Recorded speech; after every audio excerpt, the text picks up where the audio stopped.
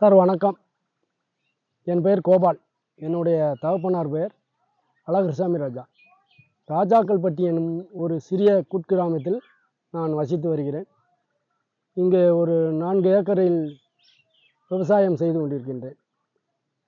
இதற்கு முன்னாளதாக பப்பாளி 1 ஏக்கரா 800 கண்டு விவசாயம் செய்து வந்திருக்கேன். இப்பொழுது கொய்யா 3 ஏக்கரில் பண்ணி கொண்டு வருகிறேன். இதில் ரசாயன உரங்களை செய்து பப்பாளி நடவு செய்திருந்தேன். அதில் எனக்கு போதிய அளவு ஈடில் வருவதில்லை என்பது மனதிற்கு தெரிந்தது. அதன் போக ரசாயன உரம் அல்லாமல் இயற்கை உரம் மூலமாக விவசாயம் செய்யலாம் என்று ஒரு ஐடியாவில் இருக்கின்றேன். இப்பொழுது பகுதி விவசாயத்தில் 1 ஏக்கரா அளவிற்கு கொய்யா சாகுபடி செய்திருக்கின்றேன்.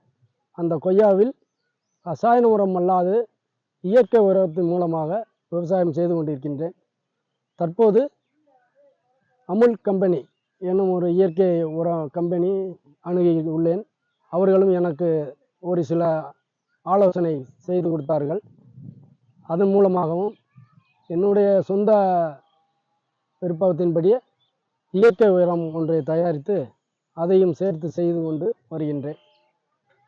தற்காலிகமாக இயற்கை உரத்திற்கு எதற்காக மாறினேன் என்றால், செயற்கை செய்யக்கூடிய உரத்திற்கும் ரசாயன உரத்திற்கும் உடல்நலக்கேடு வருவது என்பதை அறிந்தேன். ஆகையால் அந்த உரத்தை வேணாம் என்று இயற்கை உரத்திற்கு மாறியுள்ளேன்.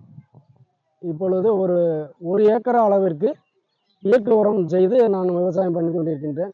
3 ஏக்கர் அளவிற்கு ரசாயன உரம் செய்து கொண்டிருக்கிறேன்.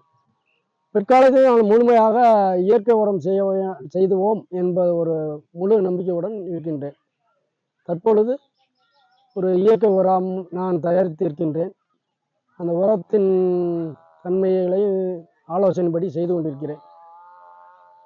ஒரு 1000 லிட்டர் அளவிற்கு ஒரு சிண்டெக்ஸ் அல்லது ஒரு தொட்டி அளவில் வைத்து கொண்டு 2 நாட்டு பழமும் 2 கிலோ கடலை மாவு அல்லது கடலை புண்ணாக்கும், தேவையான அளவிற்கு மாட்டு சாணமும் மாட்டு கோமியமும் கலந்து 40 நாட்கள் ஊற வைத்து அதனை எடுத்து கொய்யா கன்றுகளுக்கு 1 லிட்டர் அல்லது 3 லிட்டர் அளவிற்கு கன்றின் தரத்தை பார்த்து வளர்ச்சியை பார்த்து அதுக்கு விட்டு வளர்த்து கொண்டு இருக்கின்றேன்.